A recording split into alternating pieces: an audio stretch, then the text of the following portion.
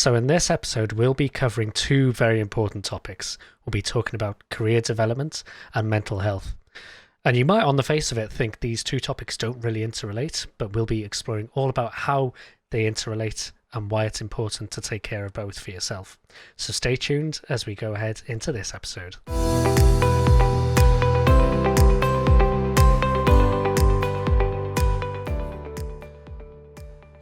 Hello there, welcome back to another episode of Cloud with Chris.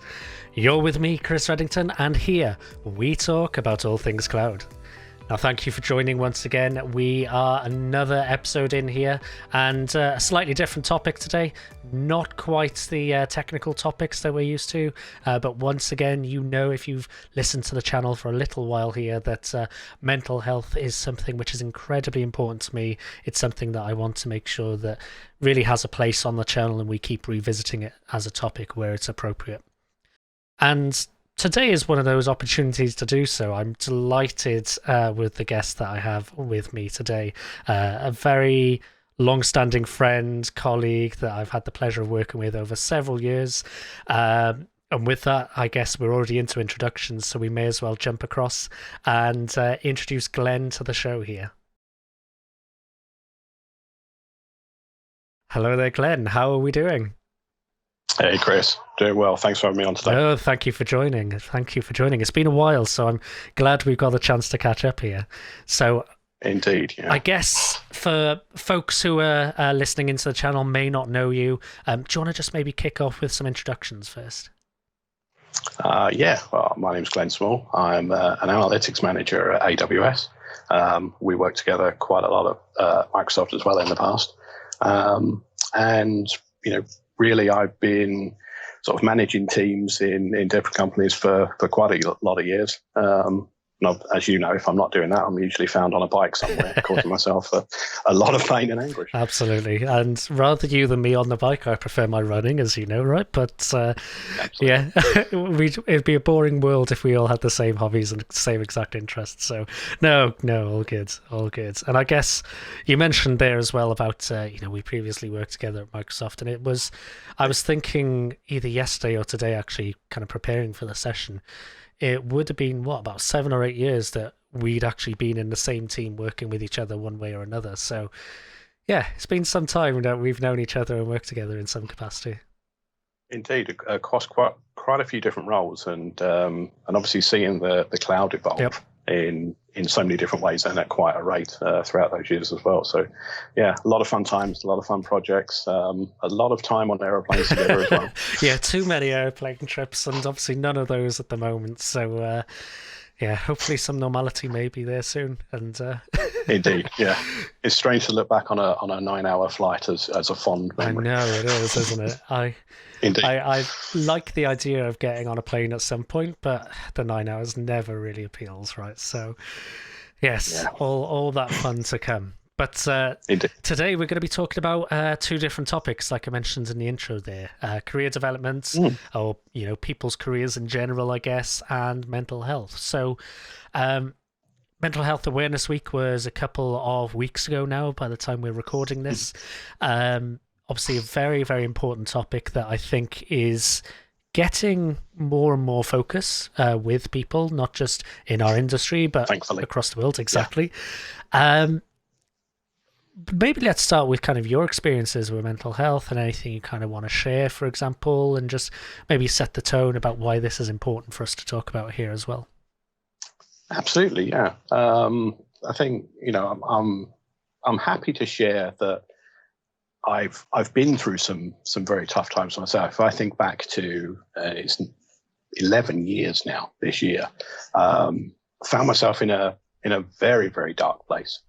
Certainly from the pressures of life, the pressures of work, changing into a new role, not really setting myself boundaries and expectations. I have been into that spiral of self-doubt and stress.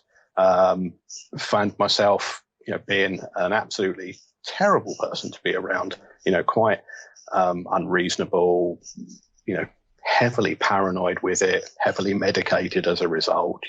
I was very lucky that I had eventually, when I would listen to people, I had people around me who would, snap me back in, people that I could confide in and talk to. And, thankfully, I came through that, unscathed. Very, very tough time, but I came out of it with some important lessons for myself, things that I still check myself on, every single day. And from that, I've started to see obviously some patterns and some behaviours in people that I've mentored, people that I work with or have worked for me. And really, that's part of the thing that, I'd like to get into a little bit today, certainly. Sure.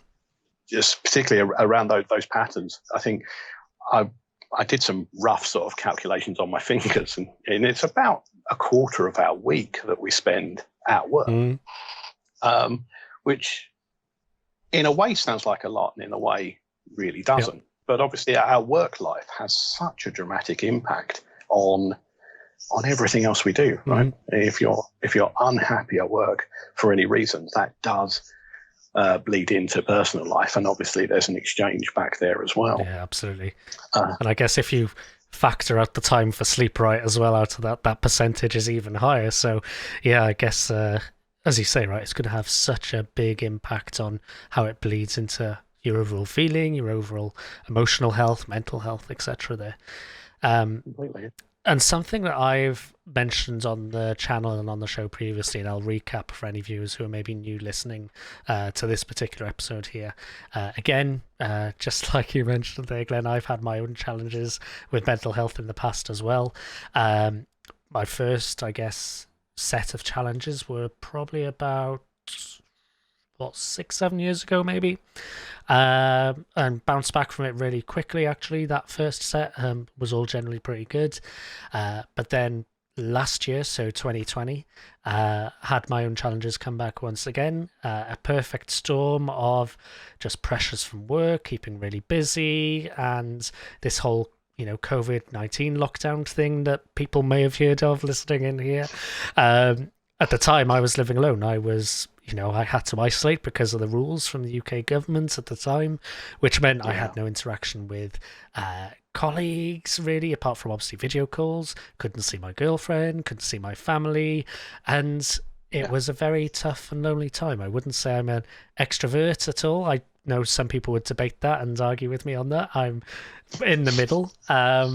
But at the same time, I need that social contact. I need that interaction. So it's basic human interaction, isn't it? Exactly. This year has been incredibly hard, I think, for everybody. Exactly. And I think you had that extra challenge of, you said you're living alone. Yeah. We've all been locked up together. I've got my wife and 2 kids with me here.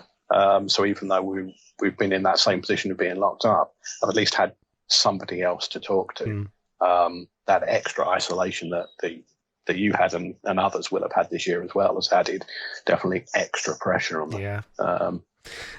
And I think for me the point where it was really obvious, right, was it was one of those kind of days where you've had a really long day, started early, finished late, various things spring up along the way. I'm sure people can imagine as they're sitting listening, and just called my girlfriend and just burst into tears. And fortunately, not the first time. I say fortunately, but however way you want to look at it, fortunately it wasn't my first challenges with mental health, so I knew quite quickly, right, this is something I need to deal with and something I need to sort.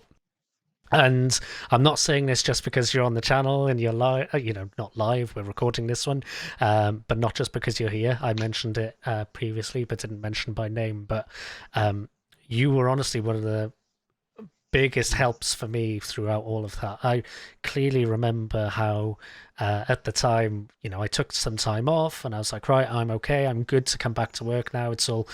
I've bounced back. It's been a week off. My mind is in the right place now. And I'm sure you remember that conversation, right? That I do, yeah. There was a certain phrase you asked me, and I think you said something like, if you had one of those days where everything's going wrong, you had to deal with these kind of scenarios, how would you feel after that? And I think my body language just kind of sunk, and I was like, I need the time off. And I think this is the important bit, right? The crux of the point here is no matter who it is, whether it's your manager, whether it's friends, colleagues, family, whoever it's going to be, having people to talk to, having people to confide in is absolutely number one, the best thing that you can do in those scenarios. Absolutely. Having somebody you can trust and talk to and be open and honest with is absolutely critical in that stage. Yep. Yeah, without a doubt. And yeah, I do. I'm sitting here now, sort of looking at the screen, remembering talking to you back then as well. It's almost a year, actually. Almost a year. Time's gone by. In fact, I think it might be quickly. just over really a year. has. Yeah. Really has. Yeah. But an interesting point that comes up there as well, that and one of the parts that I feel quite passionate about now, still as a manager, and having been on both sides of what I'm about to say here, talking to somebody is absolutely critical, and everybody should have somebody they can talk to. But an important person to additionally talk to in those kind of times is your manager. Yes. And one of the reasons I say that is, again, a trend that I've seen is, I'll put it under the heading of expectation setting. Mm-hmm.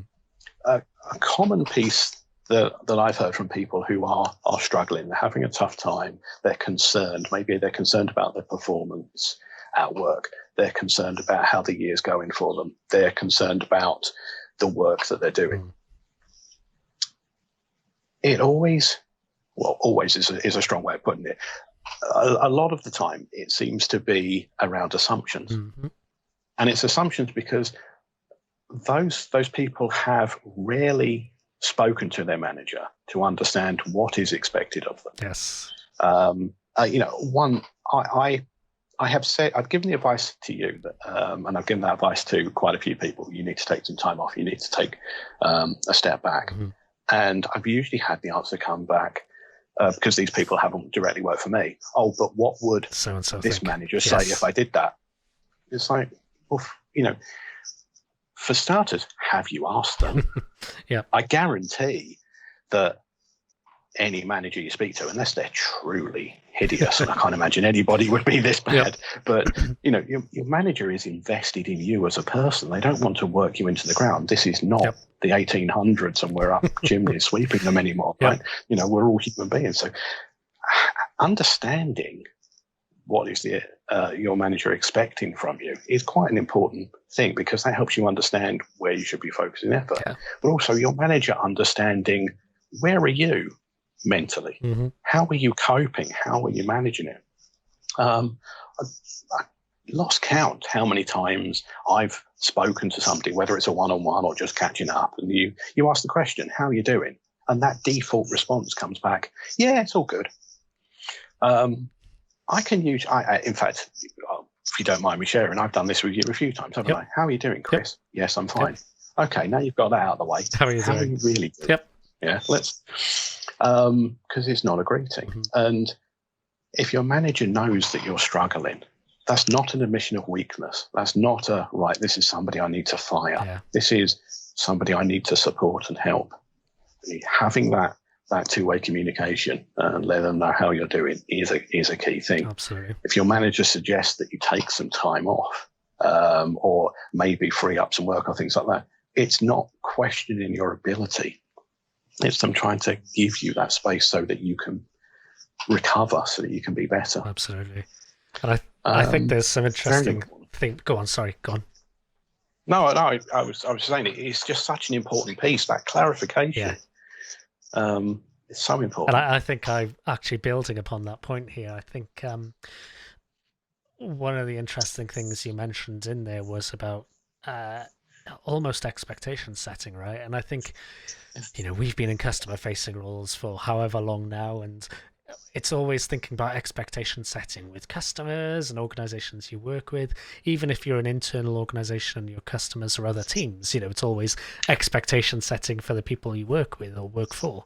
It's never necessarily thinking about expectation setting of myself and what I'm supposed to achieve, or how I make myself successful and managing myself as a business or my career as a business, right? And I think to explore some of the things with when I had my challenges last year. Again, it's really easy to say in hindsight that you've kind of had that mental health scenario, and you've had the challenges and you've explored all these feelings. But I know one other thing for me, expectation setting is hugely important, and knowing kind of where I stand. Because like a lot of us, right, we're analytical. We'll start looking at things and picking at things that maybe aren't necessarily there and going, oh, hold on.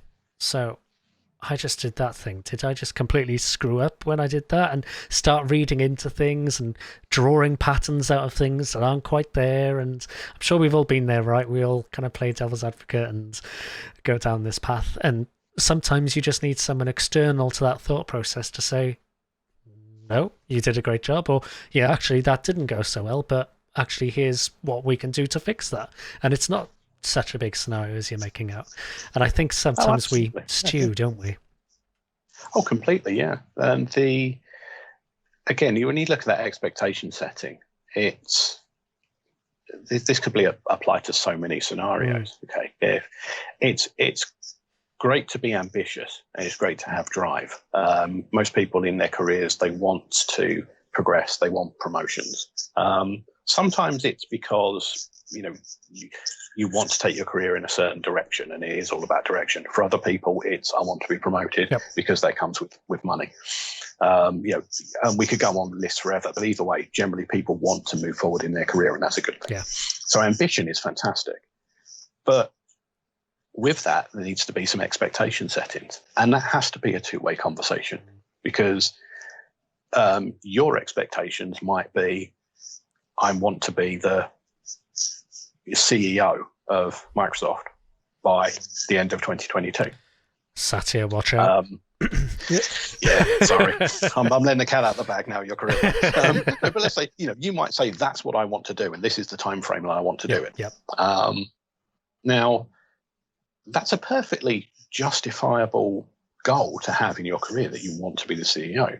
But expectation setting, your time frame is off there. Okay. Now, obviously, I'm doing a ridiculous example. Sure. Okay, but the point is you're talking to somebody, and in this case, maybe it's your manager, maybe it's your mentor or someone. You're talking and you're being quite open. This is what I want to get to. Maybe that conversation gets into why. What are your motivations? Let's look at strengths and weaknesses. How can we help you move forward there? But then those expectations, there's an element of resetting them for you. 2022, maybe not 2032. You could be at this level, and here are the things that we need to start planning in there. And it is about planning. If I was likening it to software development, you don't think about this, building something in the cloud. You don't get a subscription and start aimlessly whacking in. Some people do, but you don't just start whacking services in there and hope for the best, do you? No. You plan out what you're going to do. You get a design, you validate it, you check it, and then you execute on it. Your career is no different to that. Absolutely. Architect your career and carefully plan things out. That sounds like a t-shirt line there. I want copyright on it and the free first one. Well, there we go. It's just recorded. It says forever embedded. That's that is your quote. There we go. But those pieces, that expectation setting, that pushing back and understanding, is something that is key.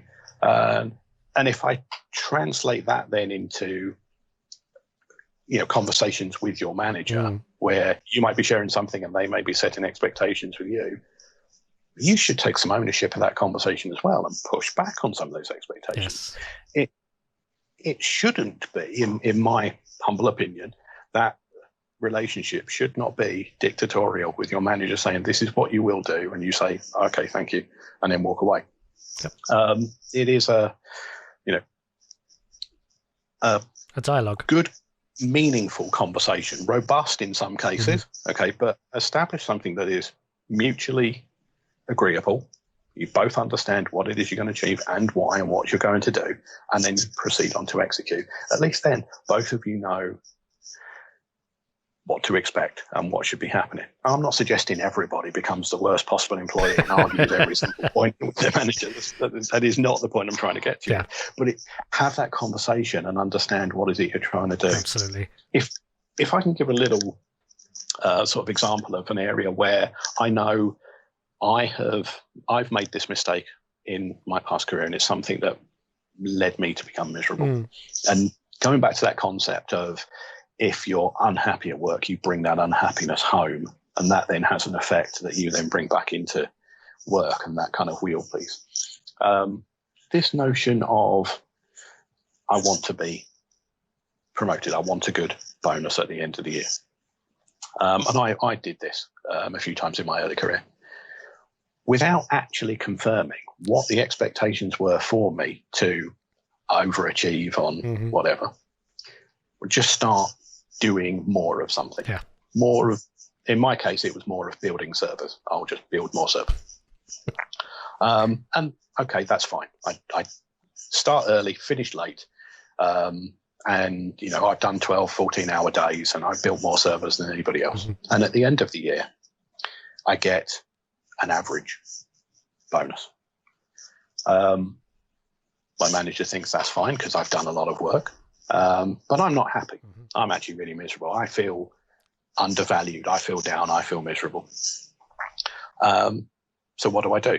Well, I don't confirm with my manager. I moan to my friends down the pub, and then the following day for the following year, I'll build even more servers, and I'll work 16 to 18 hours a day, and I'll keep grinding myself into the ground, focusing in the wrong area, and then at the end of the year, feeling low. Yeah.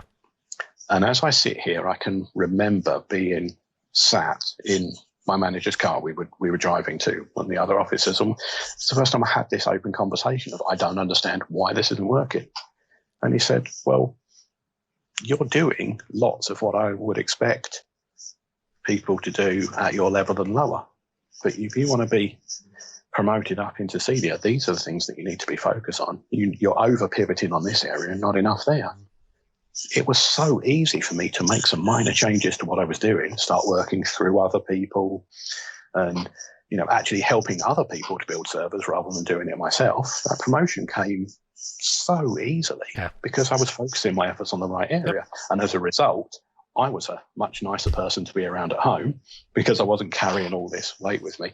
And I was actually working 8 hours a day, not 16 hours a day. Yeah, no, absolutely. And I've seen that pattern so often with people through my career of working so hard, but in the wrong area. Yep.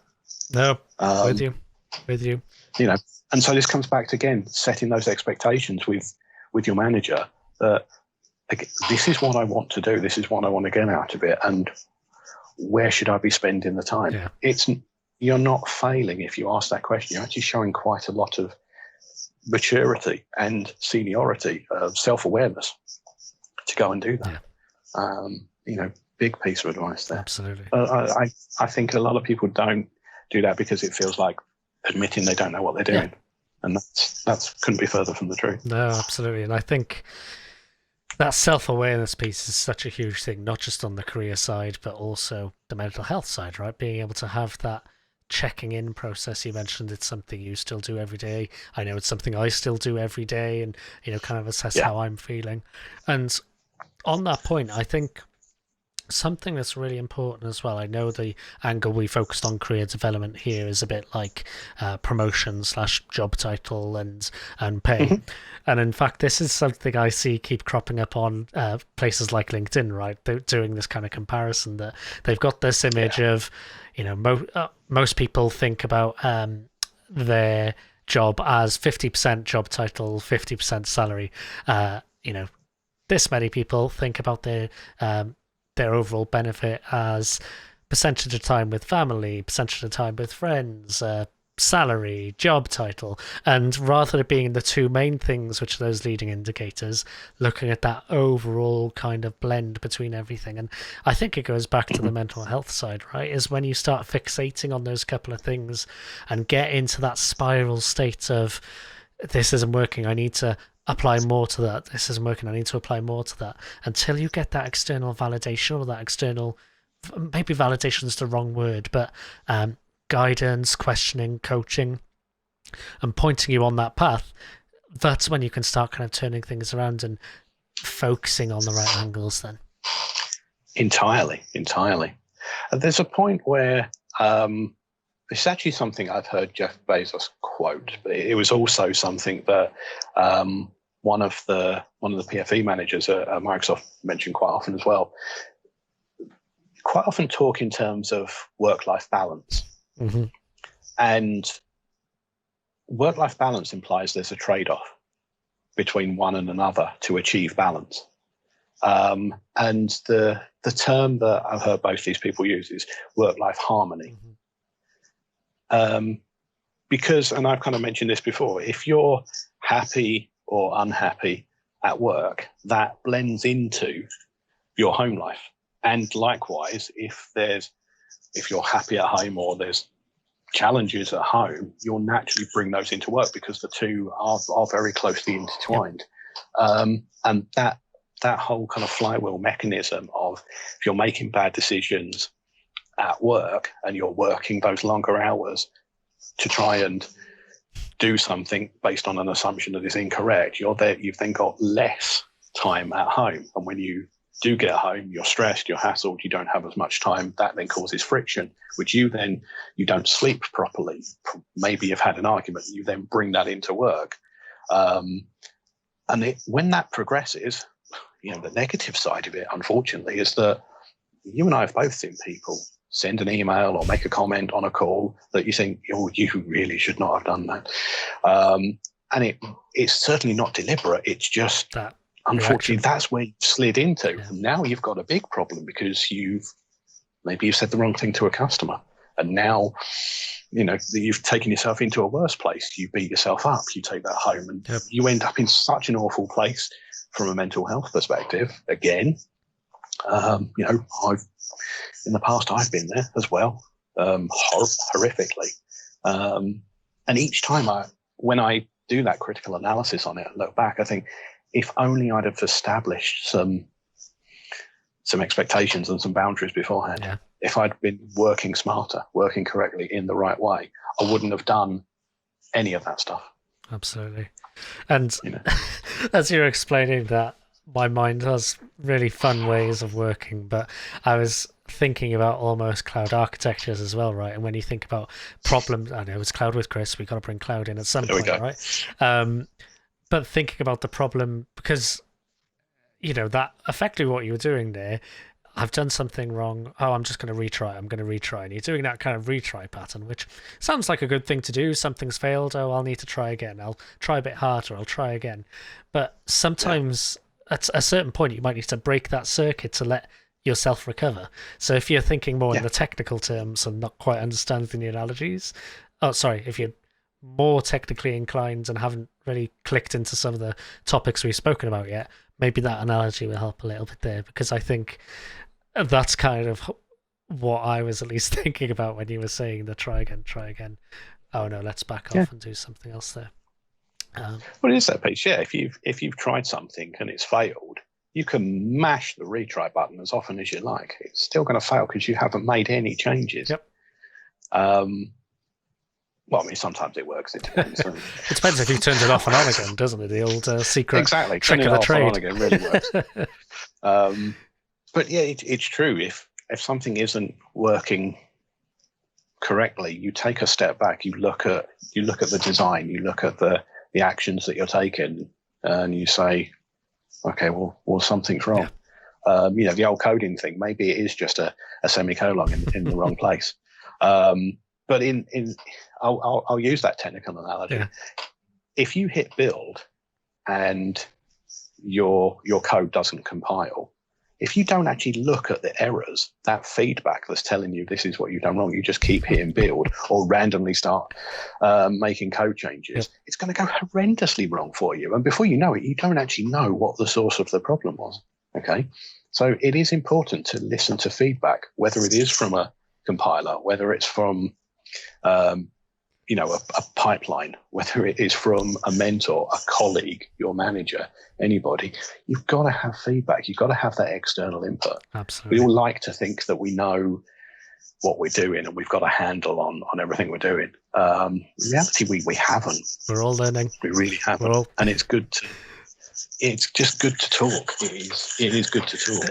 You and I have had a lot of heartfelt conversations in both ways. Yep. You know, I've used you as the sounding board many times, and some of those times when I've sent you a message just saying, I don't know why I'm bothering to do this, because it's, you know, stuff gets on top of you. And what I've recognised is that it's important, just by sending one of those messages to you sometimes, when I've said, I don't know why I'm bothering today, that in itself, there's an element of weight lifted from my shoulder. I've said it out loud.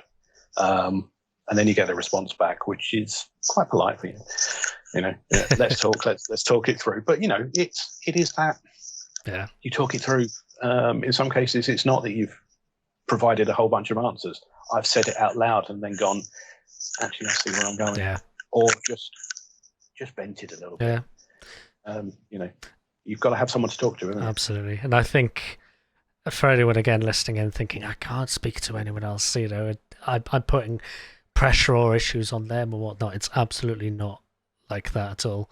There are always people there you can speak to. Yeah, absolutely. There's do you know what, I've actually said this to people that I've only just met, but you know, I'm prepared to listen to anyone. I really am, because I've been lucky enough to find people that have been, you know, prepared to listen to me. Yeah. And I'm sure everybody knows somebody, whether it's just somebody they work with, whether it is their manager or not, where it's a colleague, someone they know. You're not talking about, you know, bursting into tears and breaking out your most heartfelt pieces. You know, this might just be something that you are uncertain of why something isn't going right for you.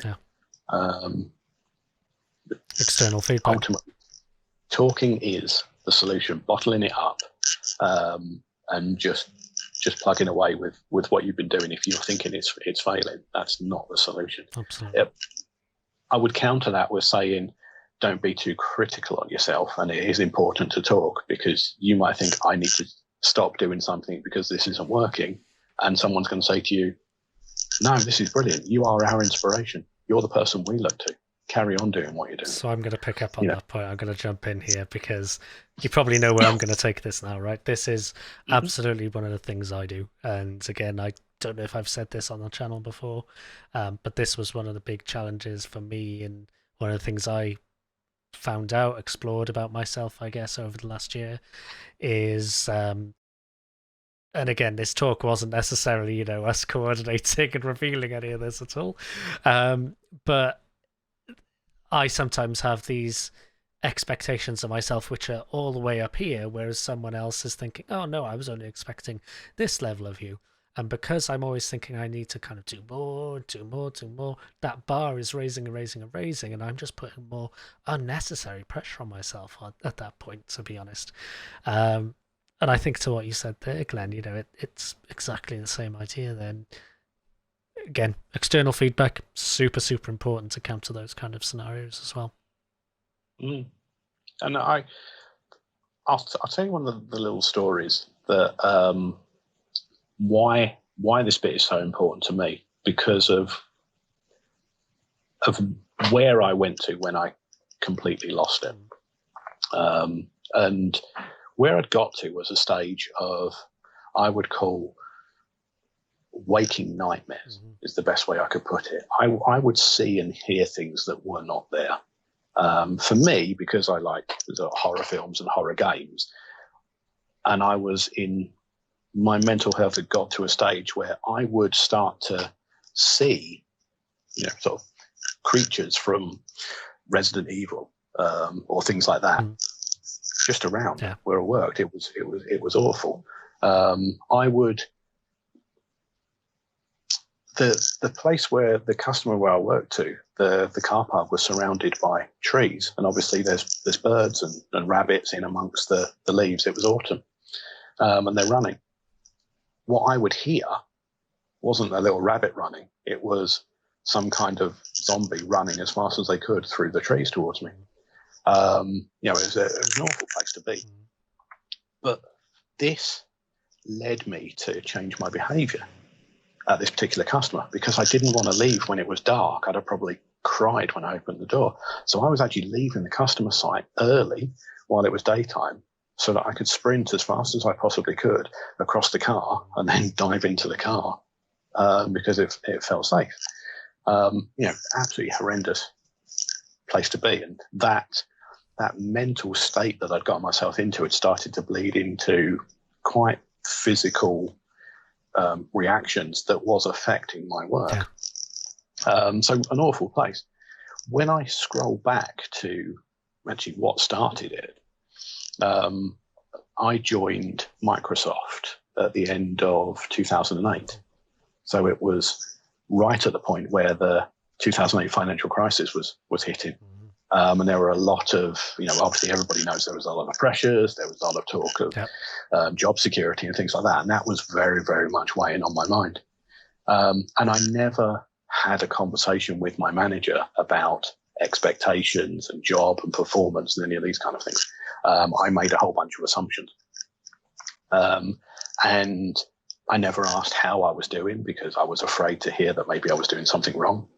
I didn't check what I should or shouldn't be doing. And I'm being new to a company. I didn't know whether what I was doing was right or wrong. And this led me into quite a spiral over that first 12 months where, it was just terrible.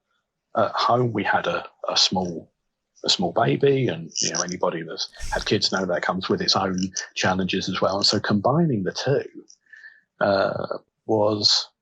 combining those three factors, I think I should say, was a very, very, very, very stressful time for me. Yeah. And I say it was my wife, fortunately, who was the one who said to me quite, in despair at one point, because I was such an awful person to be around, but also in the help as well, what's wrong. And I remember opening up to her and telling her that what was happening. I think I'd actually gone outside to put something in the bin, and I ran outside as fast as I could, threw it at the bin and ran back in and slammed the door shut. It had taken over my life because my mental health had almost broken down. Yeah. But talking to her about what I was experiencing, I can't describe just how much weight lifted just by talking to her. And then obviously going and seeking some professional help, which, again, I would strongly advise anybody who's in that position that professional help really does go there. That lifted almost all of the rest of the weight for me because it felt like I'm on the right path to, something is now happening. Yes. Right? The GP in question said, we can fix this. This is what is happening. That made me feel so much better.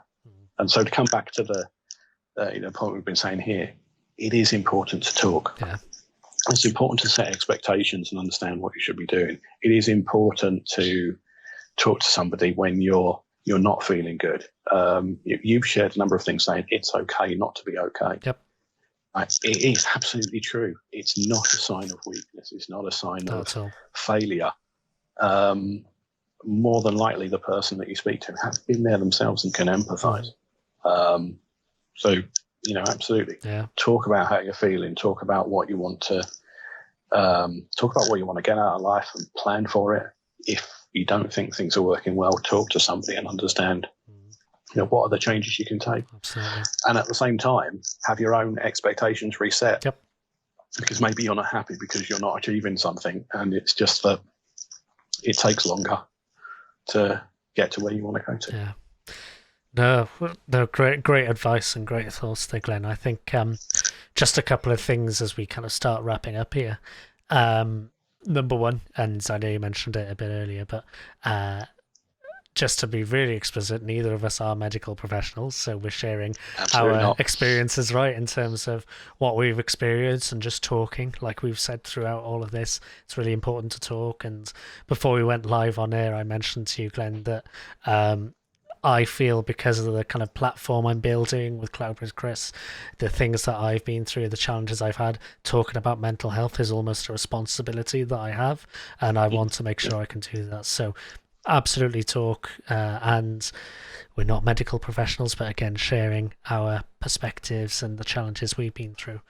The the other thing, and this is something maybe for another time, for example, but the theme between both of what we said there as well, in terms of almost the inflated expectations that I have, and at certain points almost making decisions in my mind of how other people are going to react because of what I've almost made up in my mind, and the scenarios you mentioned about how it would change your behavior effectively. All of that is irrational, and that is part of mental health, right? Is your brain, the way that you think at that point is not thinking in the rational way that you would typically be used to, but because you're in that situation, you don't recognize that, so you just kind of keep going along with that. And that is just exactly why getting that external input, external perspective is so helpful in any scenario, because then it helps you start bringing, I wouldn't say bring normality, because that's probably the wrong phrase and the wrong meaning here, but at least helps you start recognizing, okay, there's steps I can do to address this, there's steps and things that I can do to help solve this. And Rome wasn't built in a day, we all know that, but it's at least a step on that journey then to helping get to where you need to get to. Yeah, completely. Yeah, that validation is, and the external input, the feedback, the clarity, so important. Absolutely. So important. Excellent. Well, Glenn, thank you so much for coming on the show. Really appreciate you. It's been a real pleasure.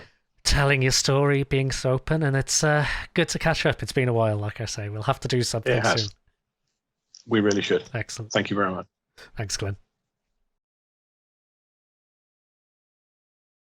There we go. So a brilliant session there with Glenn, talking all about mental health, and obviously not just mental health, but also about career development, and how you can make sure you set the right expectations there as well, to make sure you can look after your mental health.